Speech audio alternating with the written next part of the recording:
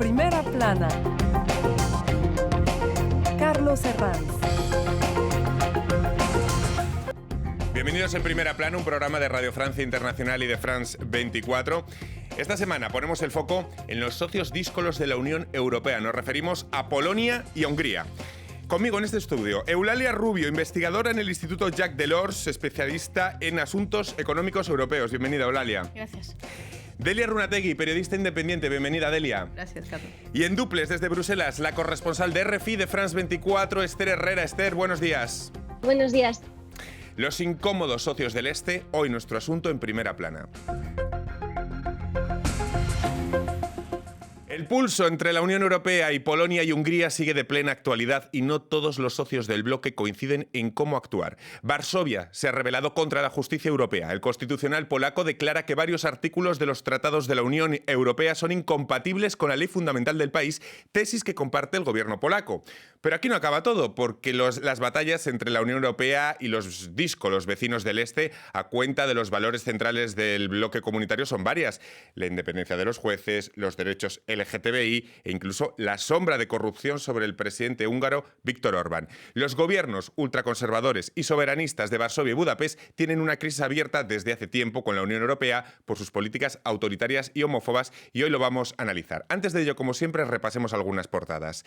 Desde Polonia, Gazeta Wyborcza. El primer ministro polaco, Mateusz Morawiecki, intenta convencer al Parlamento Europeo que el Estado de Derecho y la democracia en Polonia están fuera de duda. En Alemania, el Frankfurter Allgemeine Zeitung titulaba «Políticos europeos insisten en mano dura contra Polonia». Y la revista Newsweek llegó a bautizar al presidente húngaro en 2018, a Orbán, como Mr. Far Right, Mr. Extrema Derecha. Bueno, Eulalia, ¿Europa tiene un verdadero problema con los vecinos díscolos del Este? Sí, tiene un verdadero problema y es quizás una de las crisis más importantes. De hecho, las otras crisis que hemos tenido siempre, crisis migratoria, crisis económicas, hay una posible solución. Siempre podemos poner dinero, podemos relanzar la economía. En este caso es una crisis que toca al núcleo duro de lo que es la construcción europea, que es una construcción basada en el Estado de Derecho y en las leyes. Y es de difícil solución también. Ya hablaremos de esto durante la misión. ¿Un verdadero problema? Totalmente, porque se trata de definir que el discurso nacional de estos países no venga en contra del discurso que representa la Unión Europea. Poner los límites nunca es fácil. Vamos a ver cómo se ataja esto, porque parece que la Unión Europea ataca a Polonia y Hungría donde más les duele, en el bolsillo. No sé que esta presión sí puede dar frutos. Sí, bueno, hay esta idea de que vamos a cortar los fondos europeos para intentar solucionar estos problemas y realmente es importante intentarlo. Son dos países que son de los que benefician más de los fondos europeos. Es verdad que puede hacer mucho daño, pero es una solución que también tiene peligro, porque al final lo que estás atacando o los que van a perder en eso son los beneficiarios finales de estos fondos europeos, las pequeñas y medianas empresas, los agricultores, las universidades. Es decir, que es una solución potente, pero que tiene problemas también. Vamos a que nos lo explique desde Bruselas nuestra corresponsal Esther Herrera. Lo primero, Esther, ¿qué hay detrás del pulso del que tanto hablamos entre la Unión Europea y Polonia? Hace 5 años, cuando el actual gobierno del partido ultraderechista Ley y Justicia tomó el poder en Polonia, empezó una reforma judicial que contiene varias leyes. Una de las principales es que básicamente el Ministerio de Justicia puede decidir quiénes deben ser los jueces y también quién puede destituirlos. Además, también creó una sala disciplinaria que sirve para castigar a los jueces en casos de abuso de poder, pero lo que teme Bruselas es que este órgano lo que haga es purgar a magistrados que no son afines al gobierno. Esta es la ley por la que la justicia europea exige una multa de 1 millón de euros diaria por cada día que no se cancele este órgano. Y otra ley que adelanta la jubilación de los jueces, pudiendo así renovar casi 1/3 del Tribunal Supremo y así el Ejecutivo tener vía libre para nombrar a los magistrados que quiera. Esto es lo que preocupa a Bruselas porque pone en peligro la independencia judicial. Esa multa de 1 millón de euros que la conocíamos durante esta semana. A partir de ahí, y tras la cumbre europea de la semana pasada y la desunión de posturas de los socios respecto a qué sanciones, hasta qué nivel aplicar, ¿qué puede hacer la Unión Europea, Esther? ¿Cortar ayudas y fondos a un país que recibe mucho desde Bruselas? Existen varias opciones. Una es la activación del conocido como artículo 7 del tratado, que se trata de un proceso bastante largo en que a un país se le puede dejar sin voto en las decisiones que toman los países. Este artículo ya está activado con Polonia, de hecho, pero para que pueda entrar en vigor se necesita la unanimidad de todos los países y como Hungría apoya a Polonia, esto nunca se ha producido. La otra opción es la congelación de los fondos europeos, como los fondos de cohesión, que sirven para mejorar el desarrollo del país. Esta congelación de fondos se podría hacer a través de los presupuestos europeos, pero actualmente se está pendiente de que la justicia europea decida si este mecanismo es legal o no, y en función de ello la Comisión decidirá. Finalmente está la opción de que no se entregue el dinero del Fondo de Recuperación. Polonia tiene pendiente de recibir unos 36.000 millones de euros. Existen varias opciones. Una es la...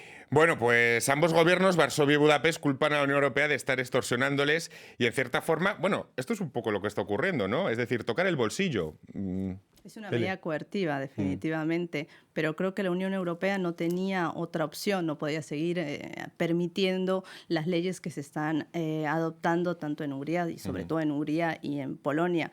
Al dejar pasar estas leyes y no poner ningún tipo de sanción certera, era aceptar esta corriente como parte de la Unión Europea.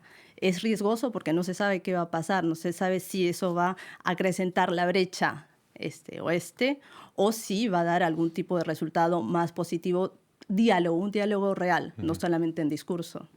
Vamos a explicar ambos pulsos por separado, separando ahora Polonia de Hungría, porque muchos polacos proeuropeos han salido estos días a protestar a las calles explicando que quieren seguir en Europa. La pregunta que quizás se hagan nuestros oyentes y telespectadores es ¿qué hace un país tan europeísta, según los sondeos, como Polonia, votando gobiernos que toman derivas como la reforma de los jueces contrarias al espíritu europeo? Una pregunta muy lógica. Bueno, es verdad que Polonia y Hungría son casos distintos en muchas dimensiones. Aunque y, por los ejemplo, juntemos, pero podemos... Sí, y entre otras, por ejemplo, en Polonia tenemos el PiS en el gobierno, pero está en coalición, no tienen la posición dominante que tiene Fidesz de Orbán en Hungría. Y lo vemos porque, por ejemplo, vemos manifestaciones contra el PiS que no vemos en Hungría cuando hay problemas de este tipo.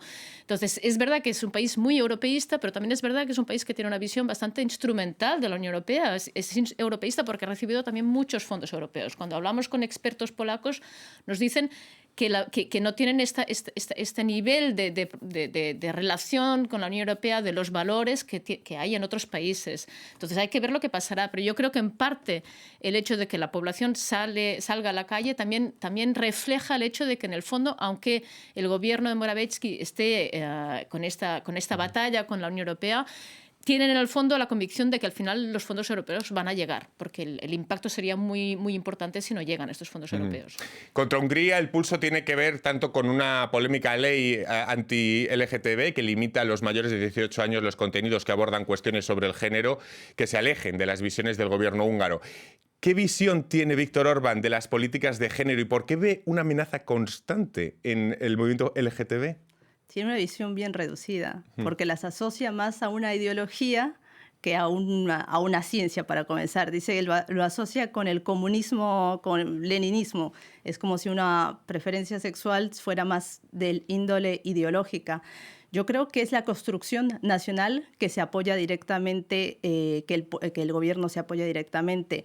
Una sociedad tradicional ligada a la religión católica que desea estandarizar un poco las costumbres nacionales. Yo creo que ese tipo de partidos se crean más que nada, la extrema derecha, en oposición a, no a favor de. Entonces, en oposición a la ideología de género, él se está oponiendo a ello. No está dando una solución, solamente es en oposición.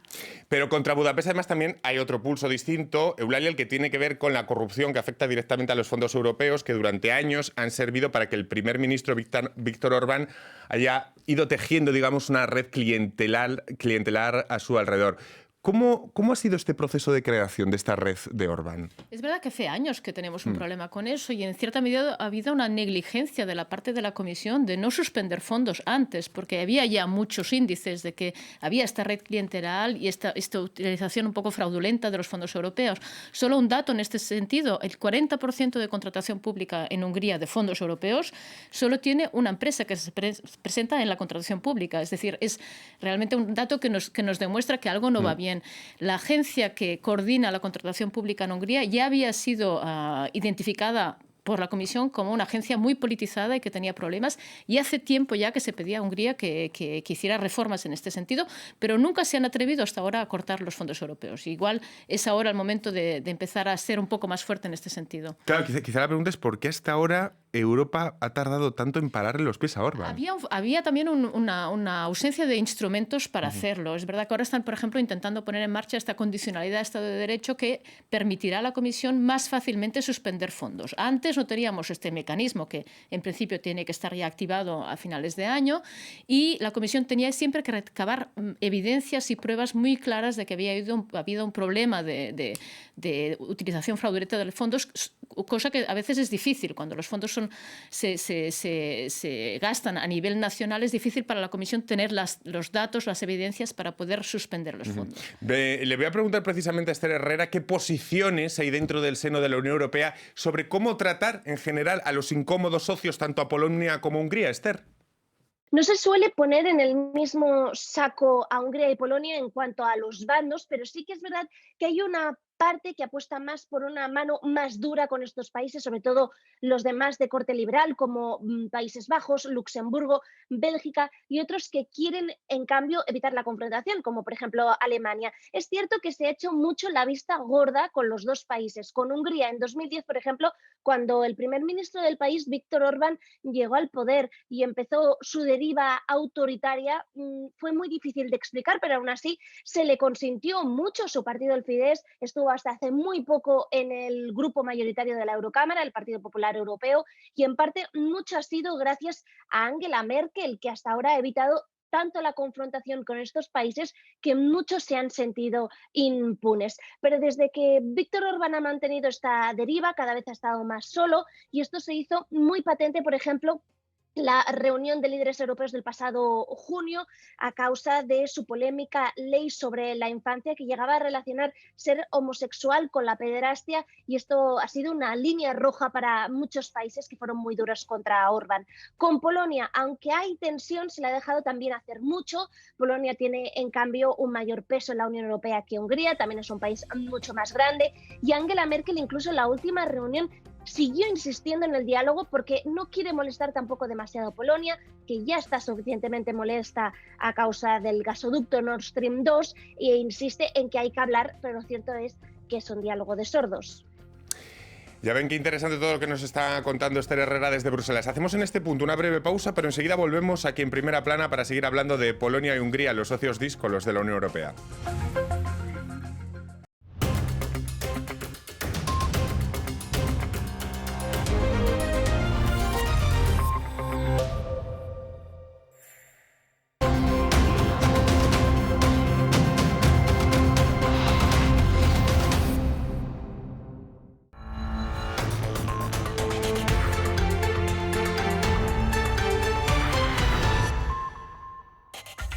Inició en Italia la cumbre del G20. El primer encuentro presencial de los líderes de las principales economías del mundo gira en torno a temas como el logro de cero emisiones, la recuperación económica global y el acceso a vacunas en países con bajos recursos.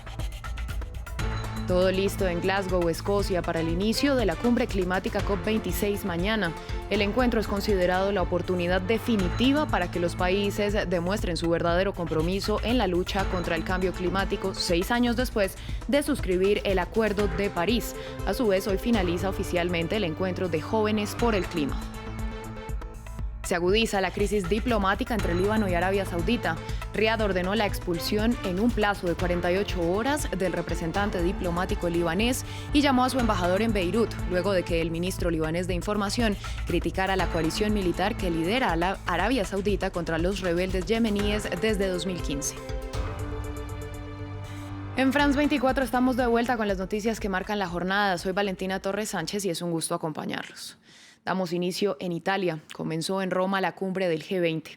Los jefes de Estado y de Gobierno que asisten al primer encuentro presencial de las 20 mayores economías del planeta desde el inicio de la pandemia se enfrentan a una serie de problemas. En primer lugar de la agenda están la recuperación económica y la crisis climática, una preocupación que se intensifica a vísperas de la COP26, pues se teme que no todos los mandatarios estén de acuerdo en la manera de afrontar lo que se ha descrito como una amenaza existencial para toda la humanidad.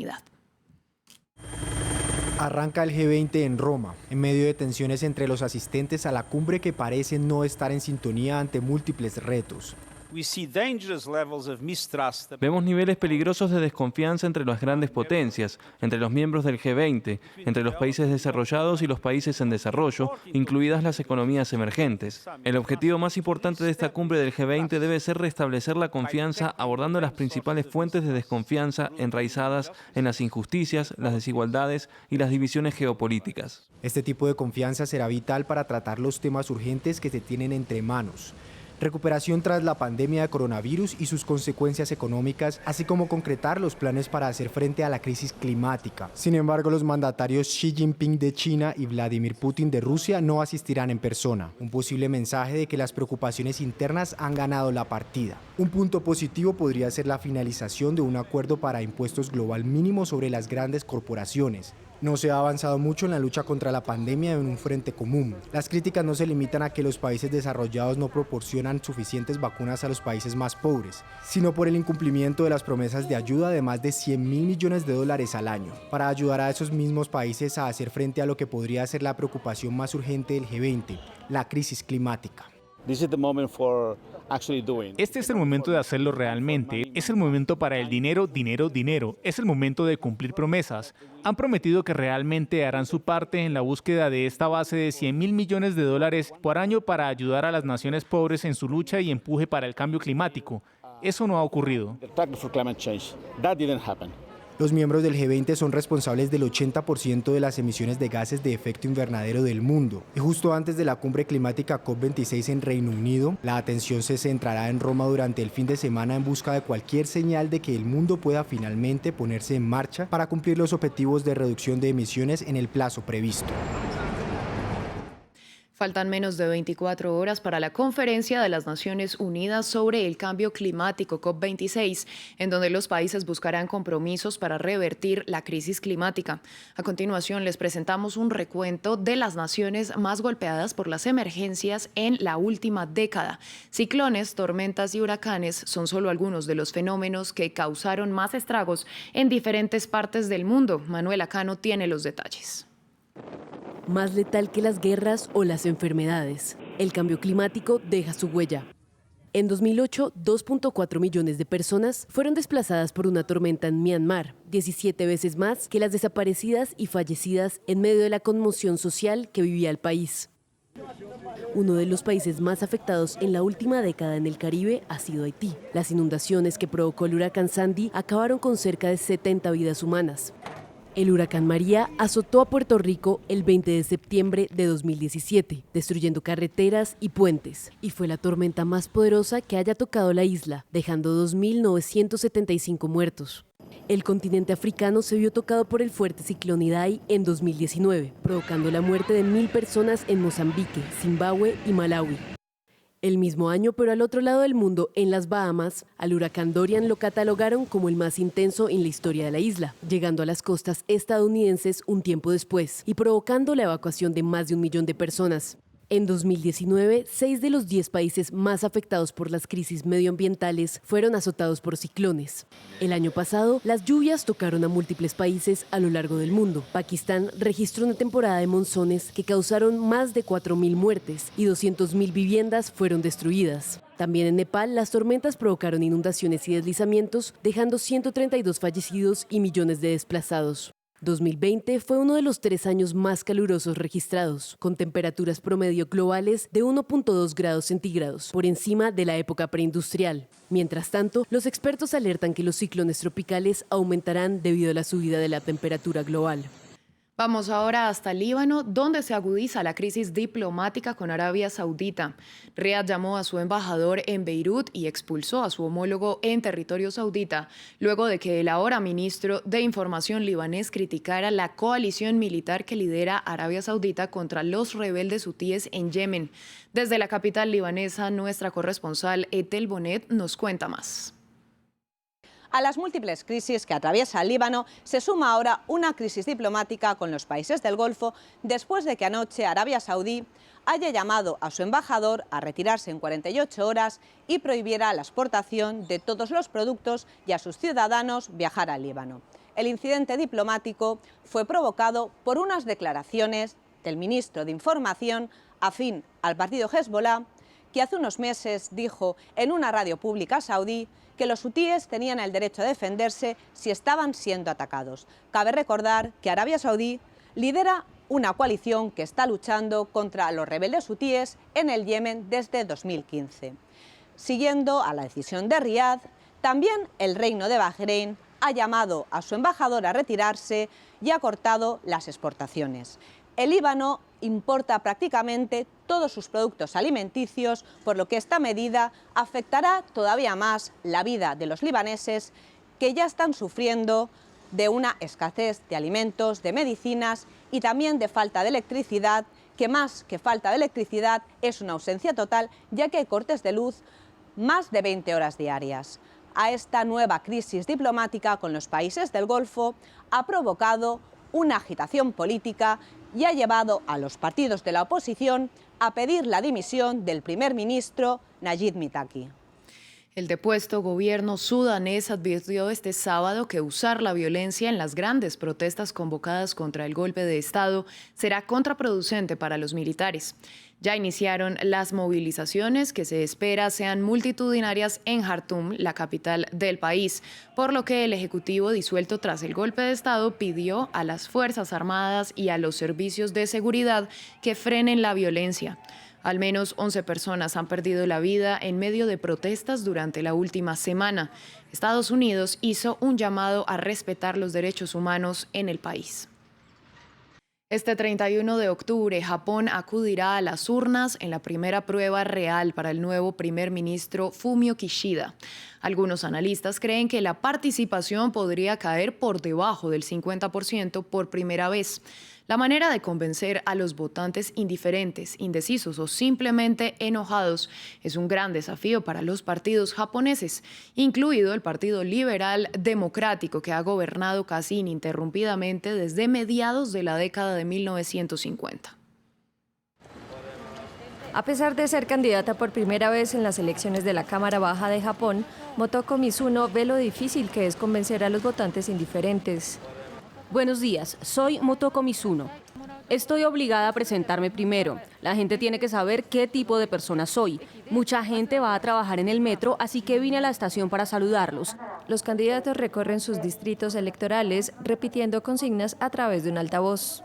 Como madre soltera, los antecedentes de Mizuno se consideran un obstáculo para ganar un escaño en el Parlamento de Japón. Las mujeres representan solo el 10% de los legisladores en la Cámara Baja. Establecer un sistema de cuotas nos permitiría lograr la igualdad de género, al menos en la política. Me temo que sin eso las mujeres no estarán mejor representadas. La apatía de muchos votantes es un obstáculo para el cambio, con el Parlamento dominado por hombres. Este politólogo cree que los factores culturales tienen mucho que ver. Se incita a la gente a pensar que es mejor mantener un perfil bajo, conseguir buenos trabajos, en lugar de intentar cambiar la sociedad a través de la acción política. Sienten que no tiene sentido invertir tiempo y energía en construir una alternativa al gobierno actual. Algunas encuestas sugieren que el Partido Liberal Democrático perderá escaños, pero mantendrá su mayoría. Aunque si la participación es tan baja, algunos se preguntan si contará con el apoyo del pueblo japonés. En Estados Unidos, la Autoridad de Medicamentos y Alimentos autorizó casi de forma unánime que la vacuna de Pfizer-BioNTech sea aplicada a niños entre 5 y 11 años. La dosis que se les administrará será inferior a la de los adultos para evitar que los efectos secundarios sean fuertes. Andrés Granadillo nos amplía. Luz verde para la vacuna de Pfizer-BioNTech en niños. La decisión fue tomada de forma abrumadora por la Administración de Alimentos y Medicamentos de Estados Unidos, FDA. Así que esto concluye la votación. De los 18 miembros, 17 votaron a favor y 1 se abstuvo. Unos 28 millones de niños estadounidenses entre 5 y 11 años que están regresando a clases presenciales son elegibles para aplicarse esta vacuna contra el COVID-19. Según estudios clínicos de la farmacéutica, la vacuna tiene una eficacia del 90,7%. Es la primera en ser aprobada por Estados Unidos para esta población. Solo China, Cuba y los Emiratos Árabes Unidos han avalado vacunar a los niños de estas edades. La dosis será la tercera parte de la que se usa para los adultos, ya que según los expertos una dosis más baja puede ayudar a que los raros efectos secundarios sean menos fuertes. Serán también 2 dosis, aplicadas con 3 semanas de diferencia. Aunque aún falta que sea aprobada por los Centros para el Control y la Prevención de Enfermedades, CDC, ellos tienen previsto reunirse la próxima semana. Para mí la cuestión es muy clara. No queremos que los niños mueran por el COVID, incluso si son menos niños que adultos, y no los queremos en la UCI. Pero las tasas de vacunación en Estados Unidos no son las mejores del mundo. El 58% de los ciudadanos de este país se han vacunado completamente en comparación con Francia o Reino Unido, donde han alcanzado a inmunizar a más del 70% de la población. El pasado 26 de octubre, ya un panel de consejeros de la actual administración de la Casa Blanca había recomendado la autorización de la vacuna para los menores. La autorización no garantiza que muchos padres lleven a sus hijos a los centros de vacunación.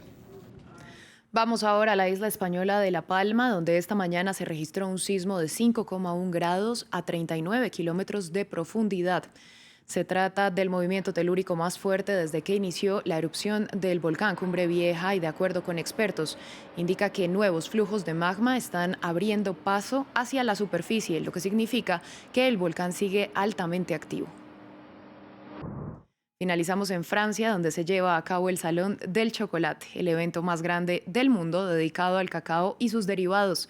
Desde Versalles, nuestra periodista Natalia Ruiz nos dio más detalles de esta muestra. El chocolate se toma París por espacio de un fin de semana. La idea de este salón es la de caminar entre los cientos de stands que muestran las diferentes preparaciones, los diferentes tipos de chocolate, algunas incluso con sabores bastante particulares. Pero más allá de esto, también se trata de un viaje a través del mundo de quienes lo preparan. La característica de este cacao chuncho y los granos de cacao es que incluso se pueden consumir lo que se conoce como el raw cacao o el cacao crudo, sin tostar. Y para ello yo les puedo hacer una demostración. Simplemente se quita la cáscara y yo puedo comérmelo y disfrutar. Cuando usted prueba el chocolate, a la primera probada usted dice, wow, ¿qué es esto? Porque no es amargo. Incluso a veces la gente me pregunta si esto es chocolate o si es té. Yo les digo, no, es chocolate. Pero hay una manera especial de cocinarlo. Además de las degustaciones y de los diferentes concursos, la idea de este salón también es demostrar que el chocolate es algo muy noble, con el cual además pueden incluso hacerse obras de arte. Hay varias esculturas en diferentes stands de animales, incluso de gárgolas como las que hay en Notre Dame de París, una en relieve de Napoleón Bonaparte, pero quizás la que más impacto ha causado es la que está justamente a mis espaldas. Se trata de esta réplica del Guernica de Picasso. Para esta obra se necesitaron 500 kilogramos de chocolate y fue fabricada por artesanos chocolateros de Francia y de España. A ustedes muchas gracias por su sintonía. Volvemos en breve con más información aquí en France 24.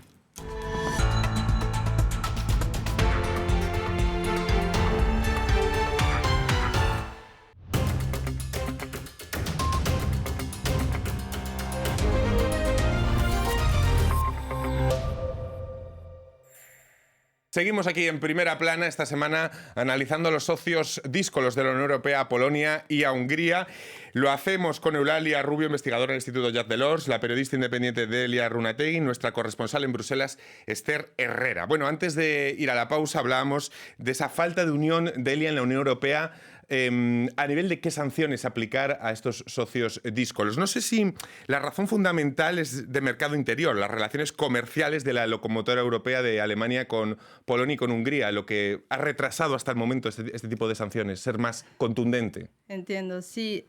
Por supuesto, hay un peso económico en las sanciones porque no se sabe exactamente cómo van a reaccionar estos países del este, por más que se separen. Bueno, en este caso estamos tocando el tema de Polonia y Hungría, pero también hay un contexto histórico que hay que tener en cuenta. Los países del este vienen de regímenes comunistas. Hay países que están más familiarizados con este tipo de cultura, de régimen, y pueden comprender quizás un poco mejor que haya cierta flexibilidad social con el tema la represión a los medios, de la corrupción que pueden tener estos líderes. En cambio, en los países que no han vivido ese mismo proceso histórico, va a ser opuesto. La comprensión, el entendimiento va a ser menor. Por eso es que yo creo que la estandarización de un pensamiento único en la Unión Europea está costando mucho, porque cada país, y sobre todo regiones este-oeste, tienen ideologías diferentes. Lo estábamos hablando un poco antes, es importante entender que aparte de aceptar esas diferencias como algo natural, pero al mismo tiempo saber dónde están los límites, qué tanto uno puede comprender y cuándo los regímenes democráticos dejan de serlo. No sé, Eulalia, si el pasado comunista de estos socios del Este explican, al menos en parte, las derivas autoritarias. Sí, yo creo que es lo que decía Delia un poco. Es importante separar lo que son valores sociales de lo que son atentados al Estado de Derecho y a la democracia. Es verdad que hay diferencias este-oeste porque vienen de otro contexto histórico, tienen otra historia, y siempre en Europa hay divergencias, hay heterogeneidad. No, todos los países no piensan lo mismo sobre todo los temas sociales, por ejemplo. Hay países que tendrán legalizado el matrimonio homosexual o tendrán diferentes leyes en temas de aborto, y una cierta heterogeneidad se tiene que aceptar. Lo que no se puede aceptar y donde tenemos que ser serios, y donde la Unión Europea tiene que ser serio, es cuando hay vulneración al Estado de Derecho y a los derechos fundamentales en términos de discriminación. O sea que es muy importante. También es importante igual no caer en la tentación de hablar siempre de conflicto este-oeste, porque en el este también hay muchos países que son muy democráticos y que no tenían ningún problema con la Unión Europea. Como en su momento se hizo con Norte y Sur. Exactamente, hay que decir claramente que tenemos un problema con Polonia, con Hungría, igual con Eslovenia también, porque tenemos un primer ministro esloveno también un poco con tendencias trumpianas, digamos así, pero los otros países no presentan grandes problemas. Hay países que tienen problemas de corrupción importantes, en Rumanía, en Bulgaria, pero no tenemos una agenda iliberal como la que tenemos en Hungría o en Polonia.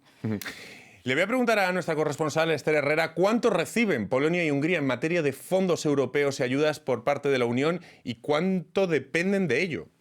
Del Fondo de Recuperación, Polonia tiene pendiente recibir 36.000 millones de euros en créditos y préstamos y Hungría más de 7.000 millones. Aparte de esto está el dinero del presupuesto europeo. Hungría espera recibir 38.000 millones de euros en los próximos años y Polonia tiene pendiente en los próximos años también 140.000 millones de euros aproximadamente. Esto hace a ambos ser de los países que más se benefician del dinero público europeo.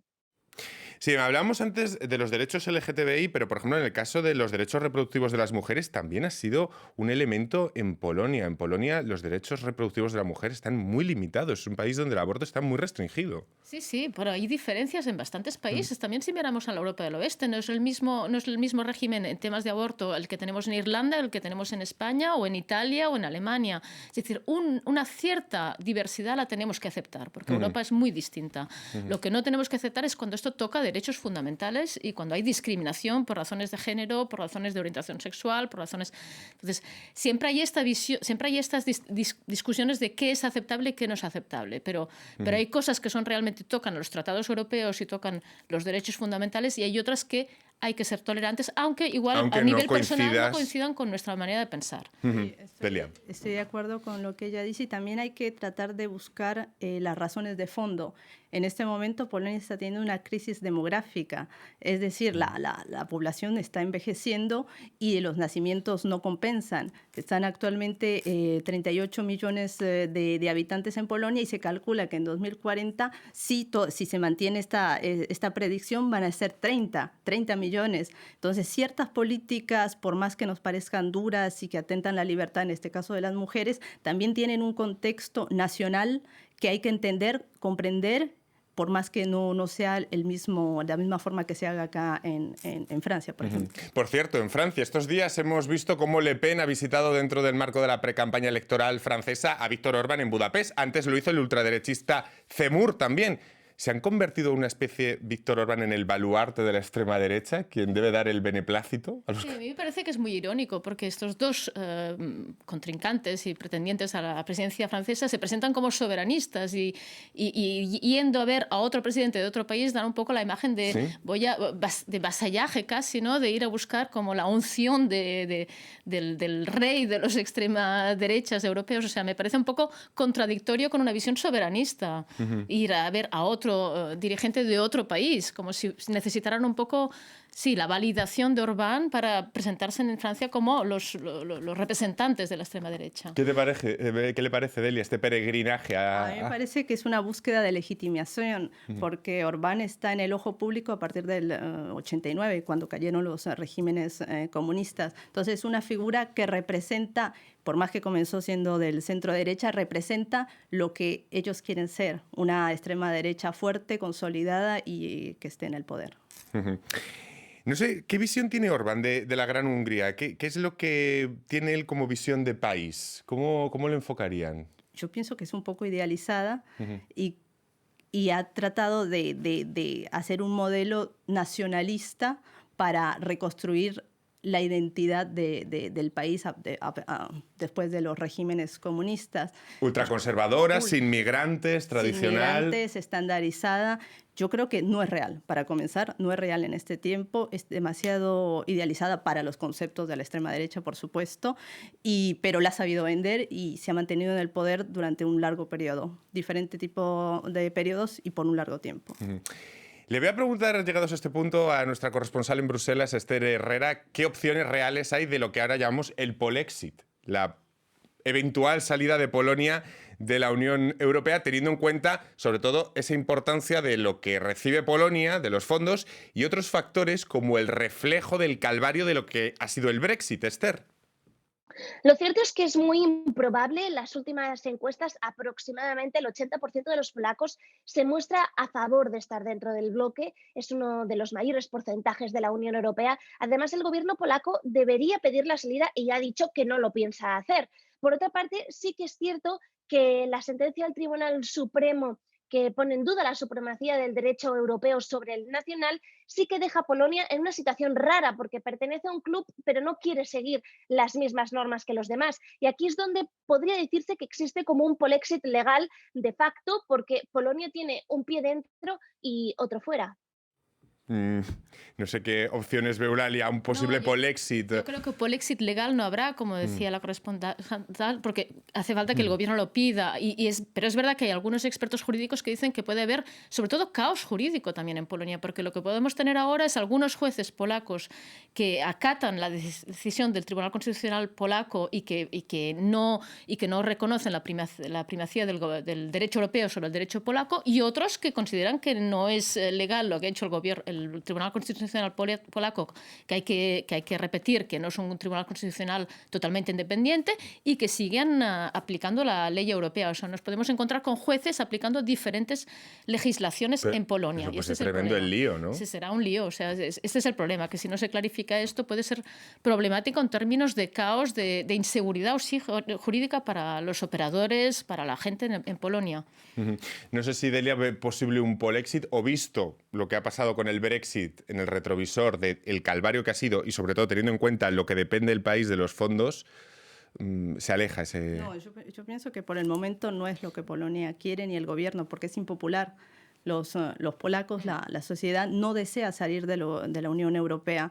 Tomar una decisión de esa magnitud sería estar en contra de una gran masa de votantes. Viéndolo un poco más en detalle, yo creo que ahora lo que van a tener que encontrar es un medio entre el discurso político que ellos tienen y la realidad, que no quieren salir de la Unión Europea. Yo creo que es lo que se puede rescatar de este tipo de coerción que está haciendo Bruselas con ellos, es forzar un diálogo. El resultado está por verse. No sé si ¿creen que deben decir los polacos y los húngaros si deben continuar en el club europeo? ¿Ustedes son partidarios de que habría que preguntar?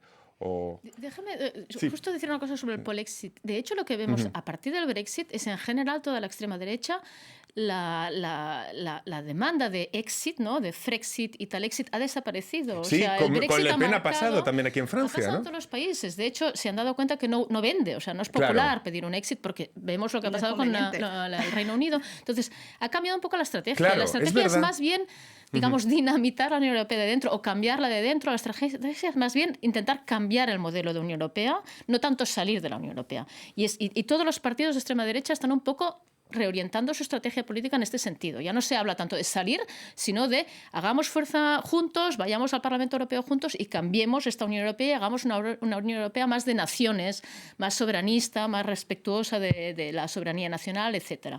Eso es una tendencia de fondo, de hecho. No sé si coincide, Delia, en este cambio de estrategia que tiene ahora la extrema derecha a partir del Brexit, la extrema derecha europea, que se ve en varios países. La primera aquí, Marine Le Pen en Francia, ¿no? Totalmente.